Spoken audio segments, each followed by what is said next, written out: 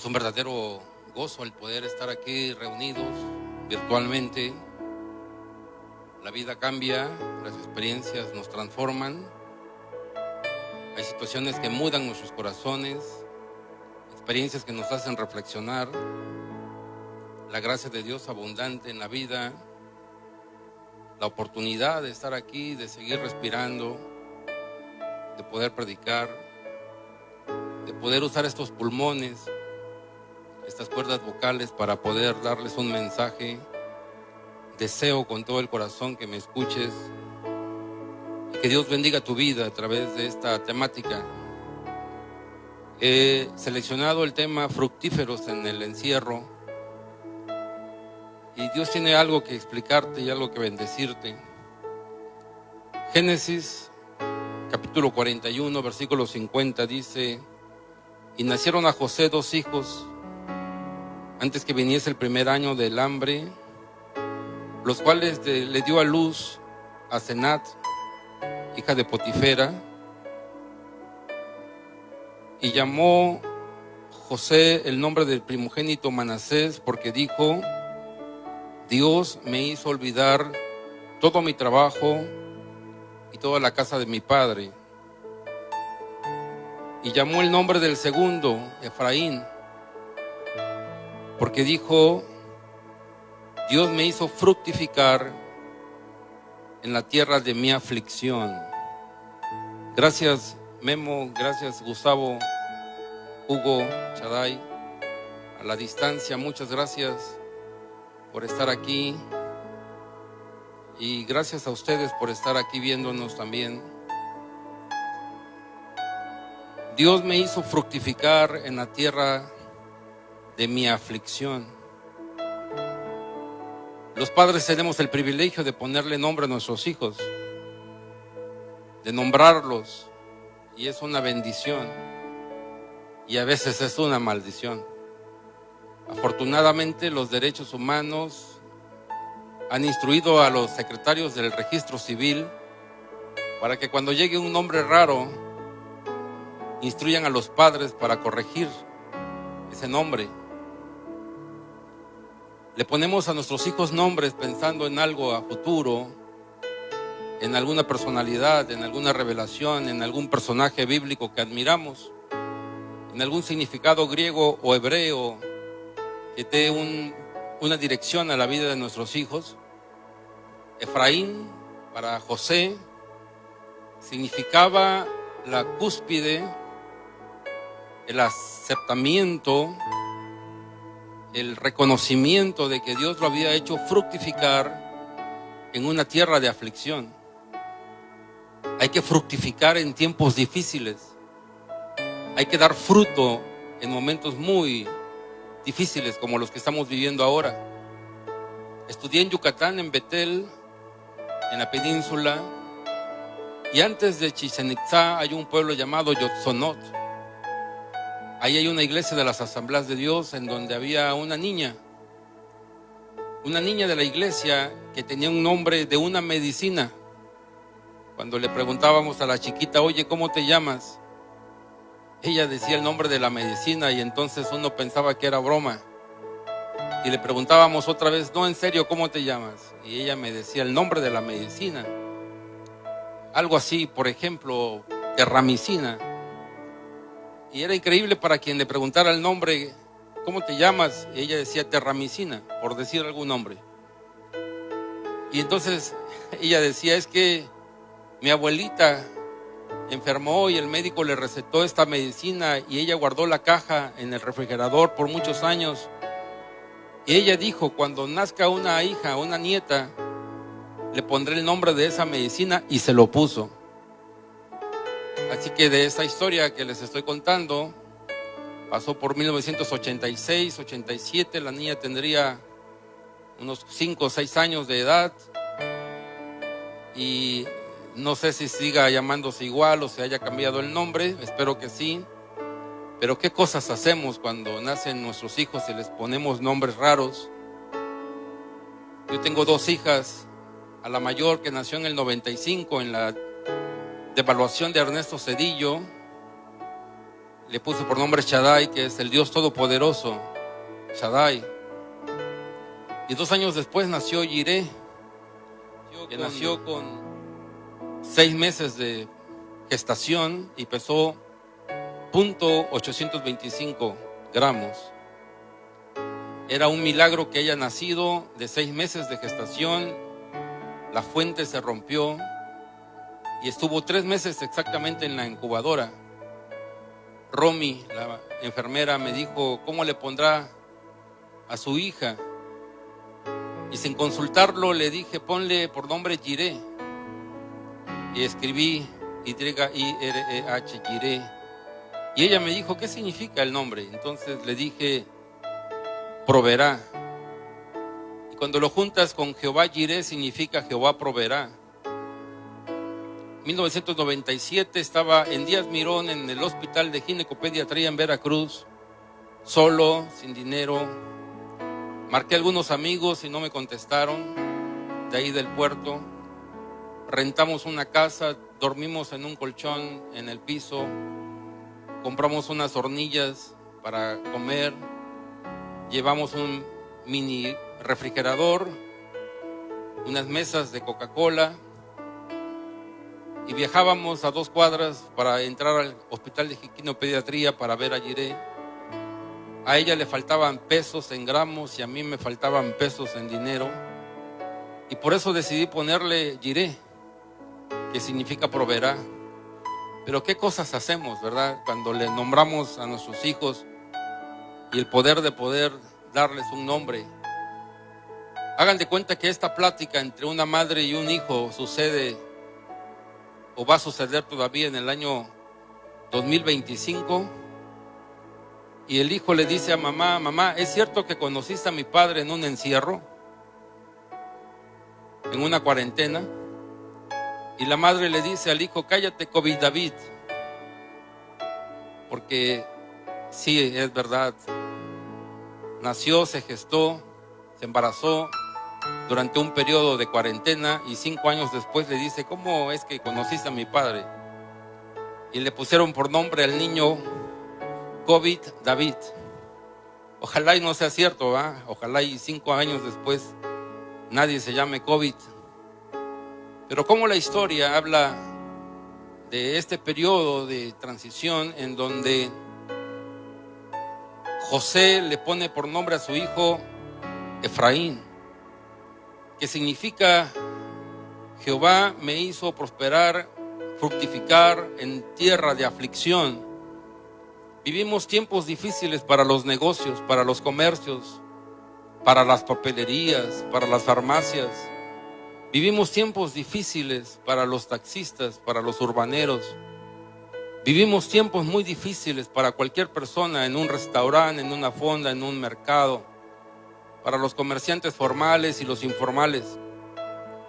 Vivimos tiempos difíciles para personas que vivían al día, comiendo y consumiendo lo que vendían ayer. Vivimos tiempos difíciles para quienes están enfermos, para quienes están en un hospital, tiempos más difíciles todavía, que se añade dolor al ya difícil momento de tener a un familiar enfermo. Se viven tiempos difíciles hoy en día, pero la Biblia dice que José prosperó en la tierra de la aflicción. Vivimos tiempos difíciles para las iglesias, quienes amamos un templo, un lugar de adoración, quienes estamos acostumbrados por cultura, por educación, por religión, ir a un templo los domingos. Vivimos tiempos difíciles. Los pastores, los ministros viven tiempos difíciles.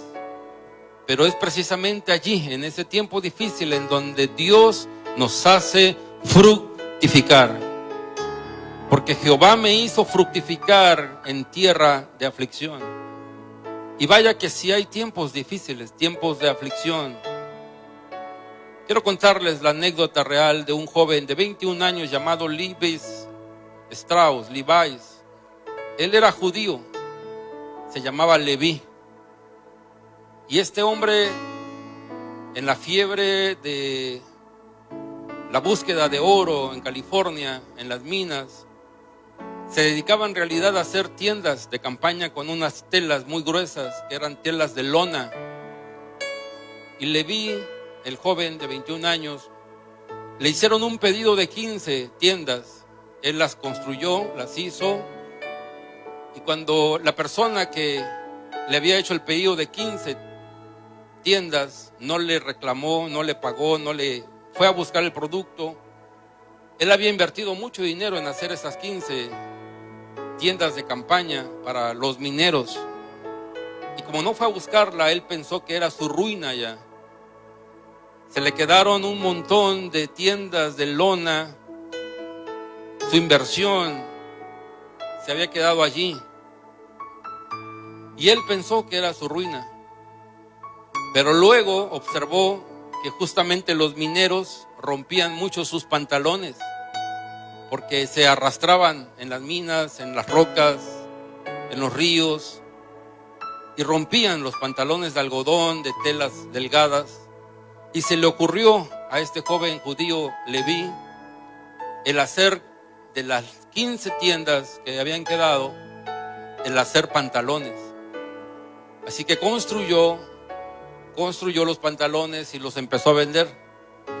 Y hoy en día todos los jóvenes, la realeza, artistas, gente común, políticos, todos queremos un Levi's Strauss, un pantalón original cuya marca y etiqueta pueda decir Levi's. Y es que la vida está llena de ejemplos de personas que pasaron momentos muy difíciles. Y uno de ellos es este personaje a quien admiro mucho, llamado José. 17 años de edad tenía cuando fue separado bruscamente de sus padres. Pasó un momento muy difícil, crisis tras crisis, prueba tras prueba. Pero llega el momento en donde él dice, en el nacimiento de su segundo hijo, y le pone por nombre Efraín, cuyo significado es que Dios me hizo fructificar en una tierra de aflicción, en Egipto. Dios me hizo tener hijos, inclusive en la tierra de la aflicción. Y esto, pues, hermanos míos, es una realidad para todos nosotros. Lo que estamos viviendo ahorita en este tiempo es una experiencia que nos muestra que alguien tiene que fructificar, alguien tiene que prosperar, una iglesia tiene que crecer, un negocio tiene que emerger, una persona tiene que inventar algo, tiene que diseñar un producto, un servicio en la comunidad, y esa persona serás tú, que podrás crear un negocio, una empresa, una visión. Esa bendición será tu iglesia, que va a crecer como nunca antes en la vida. Las sillas serán insuficientes, los lugares serán insuficientes, porque Dios tiene propósitos para ti en tierra de aflicción. En los momentos de aflicción, siempre el pueblo de Dios se ha multiplicado y ha crecido. Y este hombre llamado José, que pasaron 13 años, y a la edad de 30 años, cuando él sale de la cárcel, como vamos a ver, si tú me permites en esos minutos, hablar sobre la experiencia de José y poder reflexionar en este momento sobre él. Cuando Dios quiere ver a alguien en excelencia, no habrá pozo, no habrá cisterna, no habrá bache que pueda retener a esa persona. José tenía 17 años cuando sufre con sus hermanos lo que inimaginablemente nadie que venga de un hogar disfuncional podría pasar esa experiencia de que sus 10 hermanos tramaran, diseñaran el matarlo por sus sueños. Oh, qué hermosos son los sueños y qué bello es soñar e imaginar. Alguien dijo que José no tuvo muchos sueños y que entonces el título que se le ha dado culturalmente en teatro, en película, y que así lo conocemos como José el Soñador, no quedaría para él. Sin embargo, así lo conocemos como José el Soñador. A lo menos tuvo 2 sueños, interpretó otros más, y su vida sí estaba relacionada con sueños. Y este joven, que a la edad de 17 años es echado a una cisterna, porque sus hermanos sentían molestia por los sueños que él tenía.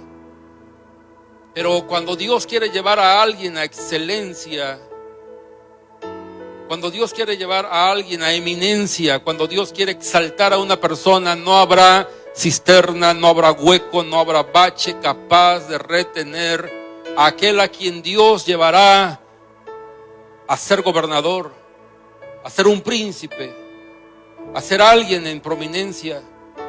Y así será tu vida, y así será tu experiencia, y así será tu ministerio, y así será tu pastorado, y así será lo que Dios tiene planeado para tu negocio, para tu empresa. Hoy estás en un bache, hoy estás en una cisterna, hoy estás en un hueco, hoy no alcanza para la nómina, hoy no alcanza para la renta, hoy estás allí atorado en la vida.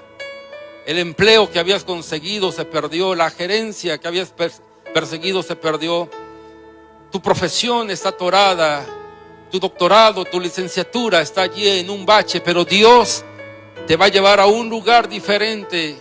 Y aunque todos hayan tramado echarte allí en la cisterna, Dios tiene propósitos para tu vida. 17 años de edad tenía José cuando sus hermanos tramaron eso. En el capítulo 39 de Génesis no notamos la angustia que él debió de sufrir. Y tienen que pasar 13 largos años para que sus hermanos revelen lo que pasó.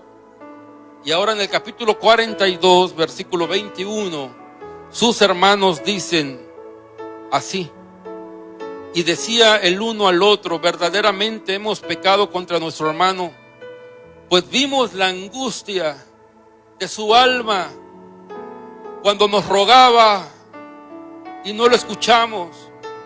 Por eso ha venido sobre nosotros esta angustia, dice la versión 60. 13 años después, sus hermanos revelan lo que pasó en la cisterna, lo que pasó cuando lo vendieron. La traducción del lenguaje actual dice: pero se decían los unos a los otros, seguramente estamos recibiendo nuestro merecido por lo que le hicimos a nuestro hermano. Cuando nos rogaba que le perdonáramos la vida, no le hicimos caso. Ahora podíamos ver su miedo, y aunque podíamos ver su miedo, ahora estamos pagando las consecuencias. El relato bíblico salta del capítulo 39 y no describe la emoción de José, y no describe la angustia que sintió José, sino que salta a la caravana que iba hacia Egipto para que vendieran a José, y no nos describe la emoción que debió de sentir. Pero 13 años después, porque no se puede vivir con remordimientos, porque no se puede vivir con sentimientos escondidos, los hermanos de José dicen: esto que nos está pasando es porque no vimos el sufrimiento de nuestro hermano cuando nos rogaba que le perdonáramos la vida. En aquella cisterna José debió de llorar, gritar, decir: perdónenme, no me maten, piensen en nuestro Padre, no me maten, hermanos, denme una oportunidad de vivir. Y sus hermanos no le hicieron caso, aunque podían ver su miedo en su mirada, en su rostro. Metieron a José en la cisterna, pero Dios tenía un propósito, y el propósito de Dios era llevar a José a la excelencia, llevarlo a ser gobernador de Egipto. Por eso yo digo que ahora que estás en un bache, empresario, comerciante, profesionista, ahora que está en un bache el mundo, Dios te va a sacar de ese bache. No habrá hueco, no habrá cisterna capaz de retenerte, porque Dios te va a exaltar. Y algún día tendrás un hijo, algún día tendrás que nombrar a alguien Efraín, y dirás: Dios me ha hecho abundar en tierra de angustia. La cisterna puede ser el comienzo de tu éxito, porque justamente allí José es sacado y es vendido para ser llevado como esclavo en casa de Potifar. Y esta etapa debe de ser el comienzo de tu exaltación. Este momento histórico que estamos viviendo en el mundo, en México, en Veracruz, este es el momento histórico en donde tu ministerio saltará a la fama, en donde tu ministerio saltará a la productividad, donde tú impactarás cientos de almas, miles de almas, en donde tu negocio saltará al éxito. Hasta ahora eres o había sido un comercio de una colonia, de una calle, pero ahora Dios tiene planes maravillosos para ti y Dios te hará abundar, crecer, multiplicar. Y este puede ser el comienzo de tu éxito. Este puede ser el inicio de una vida próspera en tu negocio. Vamos, créelo, en tu profesión, en tu vida. Dios tiene planes para tu vida. Dios no te va a dejar en el hueco, Dios no te va a dejar en la cisterna, Dios no te va a dejar allí en ese bache en la vida en donde tú crees que estás, sino que Dios te va a llevar y te va a exaltar el Señor. Y justamente hoy, miércoles 27, cuando son las 8:36, Dios tiene planes para tu vida. Y aunque la cuarentena se extienda y aunque el presupuesto financiero ha llegado al límite, viene el momento de tu exaltación, viene el momento de ser fructífero. Esa crisis que pasaste, ese momento angustioso en tu vida, es apenas el comienzo de lo que Dios está haciendo. Y a José lo sacan para venderlo, hay un trueque de monedas, se lo llevan a Egipto. Saben, José ocupa casi el 40% de Génesis. Ahí en el capítulo 37 o 39, cuando dice la Biblia en la versión 60, historia de José. Y aunque Abraham es uno de los personajes más importantes, Moisés es uno de los personajes más importantes, José se lleva la mitad de Génesis y se roba los capítulos. José y su historia, la historia de este muchacho de 17 años es sacada y él se lleva el protagonismo de Génesis completo. En el 40% de los capítulos hasta el 52 que termina Génesis, la historia girará en torno a José. Y aunque lo venden como esclavo y se lo llevan, al llegar al mercado de esclavo lo compra un hombre llamado Potifar. Y ahí en la casa de Potifar le va a suceder a José algo providencial, algo en los planes de Dios. Dios tenía planes para José. Y ahí en la casa de Potifar, si usted recuerda, había una mujer que era hermosa, que era una gran mujer físicamente, atractiva, esposa de alguien importante en el gobierno de Egipto, la esposa de Potifar, que había visto a José y lo había visto trabajar y lo había visto de cerca porque trabajaba en la casa de Potifar y había observado que todo lo que José tocaba era bendecido y todo lo que José hacía era bendecido. Y esta mujer acosa a José sexualmente y José tiene que huir. Hace algunos años, cuando daba una clase para gente recién convertida, había una muchacha allí que me levantó la mano y dijo: pastor, ¿no será que esta mujer quería que José la tocara porque todo lo que él tocaba era bendecido? Ella lo decía sinceramente, entonces entendíamos que su pregunta o su observación era real y era verdadero. Todo lo que José tocaba era bendecido, así que la muchacha dijo: a lo mejor la esposa de Potifar quería que la tocara para bendecirla. Pero José no quiso tocarla y huyó. Y esa huida de José le costó la cárcel, 2 años de cárcel. Mire, quiero leerles algunas porciones bíblicas aquí a continuación. Génesis capítulo 39, versículo 2. Dice la Biblia en Génesis 39, 2: mas Jehová estaba con José. Mas Jehová estaba con José y fue varón próspero. ¿Cómo estaba José próspero en tierra de aflicción. Cuando lo compran como esclavo, dice Génesis capítulo 39, versículo 2, Jehová estaba con José. Esta expresión se va a repetir 4 veces en Génesis y en Hechos. Jehová estaba con José y fue varón próspero en la casa de Potifar. De allí vino el problema con la esposa de Potifar y lo meten a la cárcel. Y Génesis 39, 21 dice que en la cárcel, cuando lo meten a José en la cárcel, Jehová estaba con José y le extendió su misericordia y le dio gracia en los ojos del jefe de la cárcel.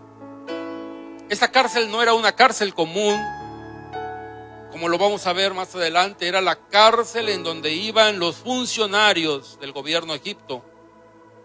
Allí a esa cárcel iban los hombres prominentes, los que trabajaban de cerca con Faraón, los hombres que eran como los secretarios de gobierno de ahora, de algún presidente. Era como un vicepresidente de alguna nación que usa esa figura. Y allí iban esos hombres. Y así que como Potifar, jefe de la guardia de Faraón, un hombre cercano a Faraón, creyó que José había acosado a su esposa, metió a esa cárcel a José. Y el jefe de la cárcel vio algo diferente en José, y allí en la cárcel Jehová prosperó a José. Quiero mandar un saludo a Miguel Gómez, mi amigo. Y él estuvo preso.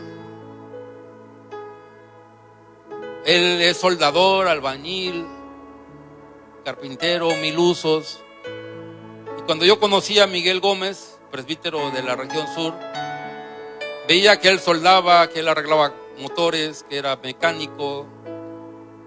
Y así que en aquellos años de juventud le dije a Miguel: oye Miguel, yo quisiera ser como tú, que sabes hacer de todo. Sabes soldar, sabes pegar blocks, sabes reparar carros, sabes limpiar el carburador de aquellos años antes de que entrara el full junction en los carros. Y entonces él me dijo: aprendí en la cárcel, en el Cerezo, en Palmasola. Ahí en Palmasola, en Coatzacoalcos, aprendí todos los oficios. Entonces le dije yo: no, así no quiero ser como tú, mejor. Pero Miguel Gómez, que va viajando hacia Aguadulce en este momento por el servicio fúnebre de nuestro buen hermano y amigo Alfredo, le digo a Miguel: no, entonces así no. Pero Miguel aprendió allí a soldar, a pegar bloc, a trabajar varios oficios en la cárcel, ahí en Palmasola, en Coatzacoalcos. Y la Biblia dice en Génesis: pero Jehová estaba con José en la cárcel, y el jefe de la cárcel, el carcelero, lo nombró como jefe, como encargado, y no había nada que José no hiciera en la cárcel. Y saben, Dios tiene planes para José. Y cuando él era el jefe de la cárcel, lo nombró el carcelero y le dio gracia delante de los ojos del jefe y lo puso como encargado de la prisión. Le caen 2 presos, uno de ellos va a ser el copero y el otro va a ser el panadero. Dios tenía planes para José y le manda 2 presos importantísimos. Cuando el copero y el panadero llegan a la cárcel, se tienen que identificar con quién creen. Con José, el encargado de la cárcel. Y tienen que ponerse a las órdenes de él, porque él es el encargado de la cárcel. Así que todo pasaba por él: los alimentos, los horarios, la limpieza pasaba por José. Y el copero y el panadero, que eran hombres de importancia para Faraón, se tienen que reportar con José y lo hacen amigo. Y ahí en la cárcel José conoce la política de Egipto, los proveedores, el trueque del mercado. Conoce allí en la cárcel José las bodegas, los lugares donde se vende allí en Egipto. Y entonces José conoce al copero y al panadero. Erróneamente pensaríamos que el copero y el panadero eran hombres de oficios, el que hace un pan y el que sirve la copa, pero en realidad no era así. Eran hombres eminentes, eran políticos. Era el hombre más cercano a Faraón, el que tomaba de la copa de Faraón, el que probaba el vino de Faraón, el hombre de confianza absoluta de Faraón, y el panadero también era un hombre de mucha confianza, porque la alimentación básica de Faraón consistía en eso, en el vino y en el pan. Y entonces eran hombres de extrema cercanía a Faraón, y era necesario que José estuviera en la cárcel, como ahora mismo nos está pasando a usted y a mí, que Dios nos mandó a un calabozo, a una cárcel, a una enfermedad, a un hospital, a un cuarto, a una cama, donde Dios nos metió a un lugar allí en la cárcel de la vida, en la crisis financiera, en el momento difícil de nuestra vida, en el que estás pasando ahora, en donde estás en esa cárcel. Dios tiene un propósito para tu vida, y ahí te enviará un copero y te enviará un panadero, el Señor, que te va a explicar y revelar secretos para tu negocio. Dios va a mandar a tu vida hasta donde tú estás una bendición financiera, una oportunidad, una puerta que se abrirá, porque ahí en la cárcel Dios tiene propósitos para tu vida. Admiro a José, porque aún en la cárcel, en lo más difícil de la vida, él seguía prosperando. ¿Cómo era posible que la Biblia dijera eso? Pero Jehová estaba con José en la cárcel y le extendió su misericordia y le dio gracia en los ojos del jefe de la cárcel, y cambió el entorno de la celda, y cambió el entorno de la cárcel, en los lugares en donde había malos olores, donde no había un aire limpio, en los lugares donde no había luz del sol. Un hombre llamado José prosperó. ¿Cómo no ponerle por nombre a nuestro hijo Efraín, si Jehová me hizo prosperar en tierra de aflicción? ¿Cómo no ponerle a mi hijo Efraín, si en el peor momento de la vida Dios me hizo prosperar? Y ahora tu negocio va a prosperar, ahora tu empresa se va a levantar, y vendrá la mejor cosecha financiera para tu vida si Jehová está contigo. El secreto está en esos versículos 39:2, donde dice: mas Jehová estaba con José y fue varón próspero. 39:21, pero Jehová estaba con José y le extendió su misericordia y le dio gracia. Y esto lo dice Hechos 7:9, cuando dice la Biblia: los patriarcas, movidos por envidia, vendieron a José para Egipto. Pero Hechos 7:9 dice: pero Dios estaba con él. Pero Dios estaba con José. Oh sí, el Señor está contigo, el Señor está contigo. Dios tiene planes para tu vida, Dios tiene propósitos para tu vida. Y dice la Biblia pues que el Señor estaba allí. Pero ahora termino aquí con el versículo 23 del capítulo 39. Por cuarta vez, dice la Biblia, no necesitaba atender el jefe de la cárcel cosa alguna de las que estaban al cuidado de José. Estamos hablando de una cárcel, estamos hablando de un encierro. Dice Génesis 39:23, porque Jehová estaba con José, y lo que él hacía, Jehová lo prosperaba. O sea que había prosperidad en la cárcel. Lo que hacía José en la cárcel era prosperar aún. ¿Qué estás esperando para prosperar? ¿Qué estás esperando para crecer? ¿Qué estás esperando para hacer tu negocio, tu empresa, para soñar? ¿Qué estás esperando para emprender? Porque si Jehová está contigo, todo lo que hagas, y estés donde estés, Jehová lo va a prosperar. Hace poco escuché la palabra resiliencia. Esta palabra extraña que apenas escuché yo hace algunos cuantos años, que es la palabra resiliencia. Esta palabra rara, la escuché por primera vez y busqué la etimología de ella, y era un término biológico para hablar sobre el poder de la naturaleza, que aunque haya pasado el peor incendio en una montaña, aunque haya pasado la erupción de un volcán, aunque haya pasado en la naturaleza el incendio devastador que acabó con todo lo verde, con todos los árboles, la naturaleza tiene este poder llamado resiliencia. Y entonces la naturaleza se regenera, vuelve a empezar. Y cuando llueve, después de la sequía que acabó con todo, hay algo que se llama así en biología, resiliencia. Y entonces la naturaleza se regenera y empieza otra vez a nacer una nueva flor. Y de ahí se saca el término para psicología y sociología, para hablar de grupos que se regeneran. Así que la resiliencia es la capacidad que tiene una persona o un grupo de recuperarse frente a las adversidades para seguir proyectando el futuro. En ocasiones las circunstancias difíciles o los traumas permiten desarrollar recursos que se encontraban latentes y que el individuo desconocía hasta el momento. O sea que este término biológico se aplicó para hombres y mujeres que tenían el poder de comenzar otra vez, que aunque se enfermaron están luchando por la vida, que aunque se les obstaculizó alguna vía, ellos se abrieron otro paso. Mujeres que fueron abandonadas y que fueron pronosticadas como alguien que no se iba a levantar, se levantaron y triunfaron. Personas que fueron detenidas injustamente, la vida abrió paso y triunfaron. Quienes fueron obstaculizados con alguna enfermedad, alguna discapacidad, personas que sufrieron alguna enfermedad, tuvieron este poder de levantarse otra vez y triunfar en la vida.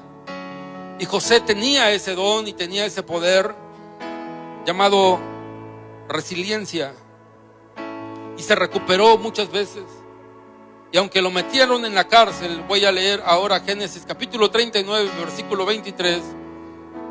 Dice: no necesitaba atender el jefe de la cárcel cosa alguna de lo que estaba al cuidado de José, porque Jehová estaba con José, y lo que él hacía, Jehová lo prosperaba.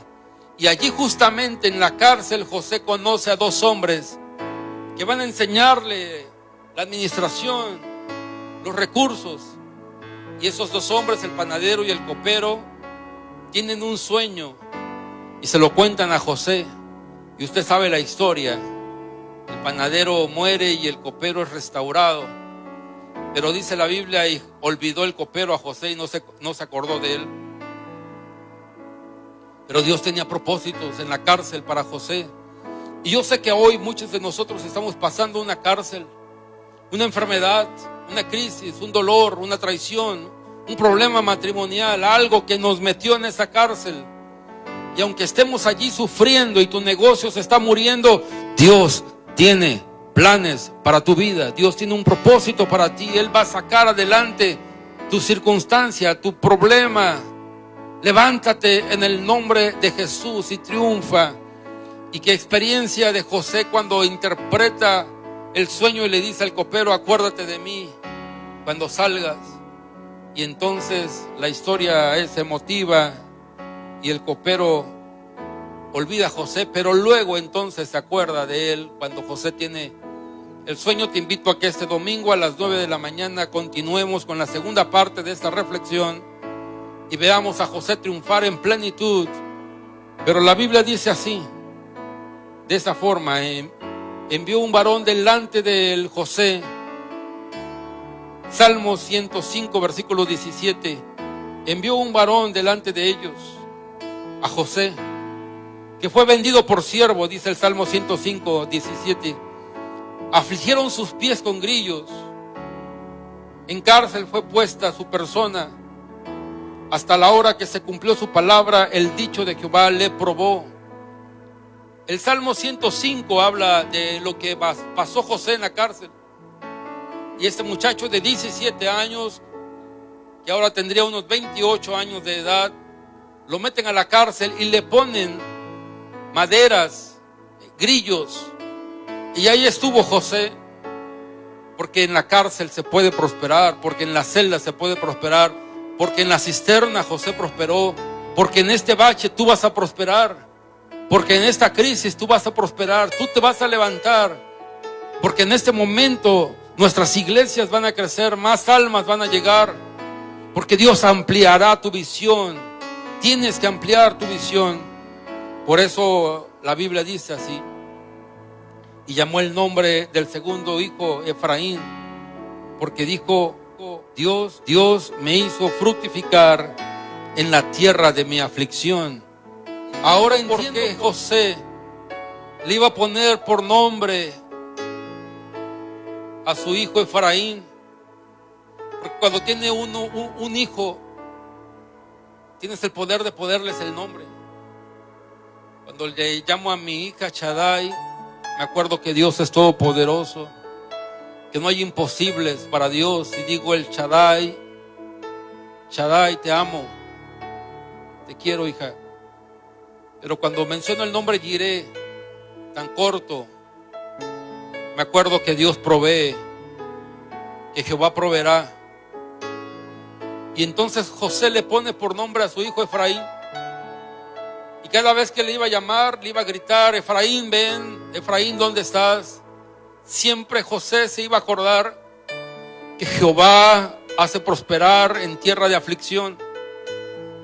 Y ese es el Dios al que sirves, ese es el Dios al que estamos sirviendo, el Dios que prospera en tierra de aflicción. Yo quiero invitarte a orar en este momento y pedirte que te conectes con nosotros el domingo para continuar con ese estudio y ver a José triunfar en tierra de aflicción.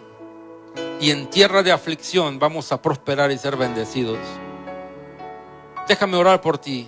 Señor, bendice los negocios, las empresas. Bendice, Señor, los salarios caídos. Quienes han perdido su empleo, bendícelos. Yo te pido bendición para las cortinas que todavía no se abren, para los restaurantes, las fondas. Te suplico, Señor, que tú bendigas al empresario que tiene amortizado, a la persona que se quedó sin empleo. Hoy yo digo que tú vas a prosperar en tierra de aflicción. En el peor momento de tu vida tú serás próspero. Bendice a mis amigos, los pastores, mis compañeros, que tienen ya 2 meses sin abrir el templo. Bendícelos, Señor, y dales prosperidad, porque Jehová te hará fructificar en tierra de aflicción. En el nombre de Jesús, dales una visión, Señor, diferente, una visión nueva, que actualicen su visión a esta era digital. En el nombre de Jesús, yo declaro bendiciones sobre la vida de tu comercio, de tu empresa, de tu profesión, de tu gerencia. Y saldrás del bache y saldrás de la cárcel, porque Jehová te prospera, porque Jehová está contigo. En el nombre de Jesús, recibe bendición. Y aunque estuvimos en un cuarto, en una cama, días de fiebres, noches de angustia, Jehová estaba con nosotros. Y Jehová está con nosotros hasta el día de hoy. El Señor está con nosotros. Te bendigo en el nombre de Jesús. En este momento son las 8:58 minutos. Y yo quiero pedirte que Dios esté contigo. Aquí en la casa que has ayudado a construir, en este templo, en donde has invertido finanzas. Pronto estaremos sirviendo al Señor, cantando juntos. Aquí está Comisión Federal y enfrente está la Escuela Secundaria Técnica 8. En Belisario Domínguez. Te espero pronto, cuando las autoridades nos permitan y cuando las circunstancias permitan el poder reunirnos otra vez. Estaremos juntos. Mientras tanto, prospera. Mientras estás en el bache, prospera. Mientras estás en la cárcel, prospera, porque Dios está contigo.